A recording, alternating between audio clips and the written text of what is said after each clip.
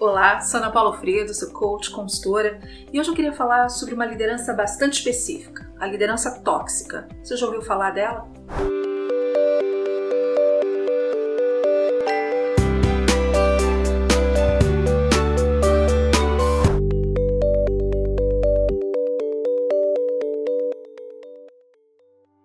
Quando a gente fala a palavra líder, normalmente a gente imagina aquela pessoa capaz de inspirar multidões, aquela pessoa que tem uma visão de futuro e que consegue organizar os recursos da organização para chegar aos resultados da melhor forma possível.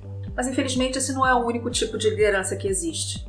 Andando nas organizações e conversando com pessoas ao longo da minha carreira, eu tive a oportunidade de entender que existem lideranças não tão construtivas. Uma liderança bastante específica foi retratada por Lippmann e Blumen em 2005, e o nome que eles atribuíram a ela foi liderança tóxica.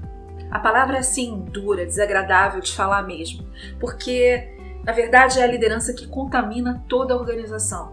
É uma liderança que sai da relação funcionário e chefe, líder, e passa para afetar a vida pessoal do funcionário, da empresa e todo o resto. A liderança tóxica tem algumas características e muitas vezes ela é associada a comportamentos que invadem a privacidade, invadem os limites do respeito, passando como uma violação. O líder tóxico é aquele líder que claramente na frente de qualquer pessoa ridiculariza quem trabalha com ele, que não dá oportunidade para a pessoa se expressar ou contribuir com novas ideias. E toda vez que um funcionário vem com uma nova ideia e fala assim, essa ideia vai me fazer rir, ou me dá vontade de vomitar com essa ideia de tão idiota que ela é. Dwight, let me explain something to you. I set the rules and you follow them blindly, okay? And if you have a problem with that, then you can talk to our complaint department. It's a trash can. Imagina trabalhar para uma pessoa assim e ter que contribuir todos os dias. O líder tóxico não respeita os limites da vida pessoal e às vezes inventa tarefas simplesmente para o funcionário ficar preso no escritório até mais tarde. Ele é aquele cara que ameaça, que usa o tempo todo o poder que ele tem para fazer o funcionário fazer aquilo que ele quer, ainda que não faça muito sentido. Ele é um cara que valoriza o favoritismo. Então, quem é igual a ele, quem puxa o saco dele, é o cara que vai ter mais oportunidade na organização. Ele coloca os interesses pessoais à frente de qualquer interesse, seja do funcionário, seja da organização. E muitas vezes, eles fazem isso de uma forma velada, de uma forma que não fique tão claro para todo mundo, mas apenas no dia a dia da organização. Uma outra característica desse líder tóxico é que ele cria competitividade dentro da própria equipe. E isso acontece jogando um contra o outro. Não aquela competitividade saudável, vamos ver quem vai bater a meta, quem vai conseguir o melhor resultado e da forma que muitas equipes de vendas trabalham. É aquela coisa que vai fazer assim, como é que eu derrubo o outro? Como é que eu faço o outro ir pior do que eu? E faz isso através do estímulo à fofoca, me conta aqui quem fez o quê, e usa isso para criar esse ambiente desagradável e não favorecer a equipe. O líder tóxico é encontrado em várias situações e ele afeta o funcionário tanto no sentido da sua autoestima, que começa a não confiar na sua capacidade, começa a duvidar do seu potencial e do que ele pode fazer para entregar para a organização, como fisicamente, chegando aos limites de doenças psicológicas e doenças físicas.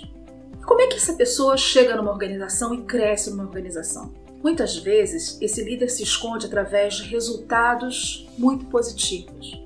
Porque sugando a energia das pessoas, às vezes você consegue garantir resultados de curto prazo. Você consegue aumentar o volume de vendas, você consegue gerar um cronograma de projeto mais curto. Então essas pessoas vão crescendo na organização e aos poucos elas vão ganhando maior espaço. A grande questão é que essas pessoas não se sustentam. E quando você olha uma curva de performance, chega no momento que a gente chama de entropia, que é quando a performance começa a cair. E a gente precisa, para renovar isso, encontrar outras formas de aumentar a nossa produtividade, criar essa nova curva. E isso acontece através do autoconhecimento. O pior é que muitas vezes esses líderes, fascinados por poder, não conseguem perceber que impacto eles causam nas pessoas e acham que estão fazendo isso pelo bem delas. porque eles precisam de pessoas duras, que essas pessoas estavam acostumadas com muita moleza e na verdade não percebe que o comportamento que ele está trazendo para dentro da organização é um comportamento extremamente destrutivo e que as pessoas não se sentem impelidas a trabalhar, mas ameaçadas por aquele medo. A busca do poder é uma coisa que realmente afeta esse líder da forma mais profunda. O que ele quer é ter mais e mais o tempo todo. E como é que a gente pode fazer para mudar um comportamento como esse? Hoje existem leis que protegem o trabalhador. Ninguém é obrigado a aceitar comportamentos extremamente agressivos dentro da organização.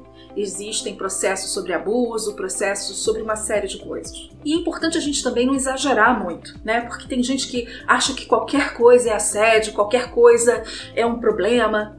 Mas eu não estou falando disso, estou falando daqueles comportamentos realmente agressivos, daquelas pessoas que fazem as pessoas acordar à noite com pesadelos. E isso é uma realidade para algumas organizações. Eu sei que pode parecer estranho, mas muitas vezes o executivo que está nessa posição não reconhece seu efeito negativo nas pessoas que trabalham com ele. Não percebe o impacto que ele causa na organização e assim fica muito difícil agir. Então, se você conhece alguém nessa situação, ou se você reconhece em você algumas dessas características, é hora de parar para pensar. As organizações de sucesso são construídas por pessoas. E se a gente não tiver um bom comportamento nesse objetivo de liderar pessoas, de trazer o melhor que cada um tem para a organização, a gente vai falhar no nosso propósito, a gente vai falhar no nosso objetivo.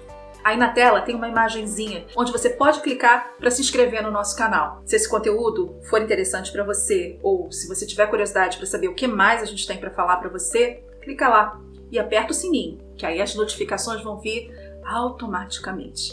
Até a próxima!